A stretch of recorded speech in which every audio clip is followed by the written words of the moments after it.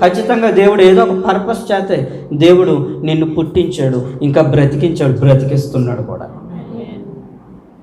ఉద్దేశం లేకుండా ఏది జరగదు.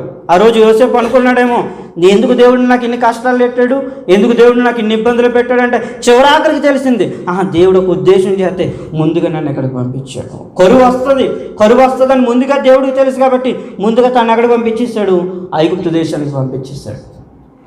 కాబట్టి మనందరి పట్ల దేవునికి ఉద్దేశం ఉందా లేదా? ఎలా పడితే అలా బ్రతకొద్దు. చెప్పండి, దేవునికి నా మీద ఉద్దేశం ఉందని చెప్పండి, కారణం ఉందని చెప్పండి. కారణ జన్ములు మనం. ఆమేన్. మానవుడా కారణ జన్ముడా, నీ జన్మకు కారణముంది కదా. మానవుడా కారణ జన్ముడా, నీ జన్మకు ఒక అర్థం ఉంది, ఒక కారణం ఉంది.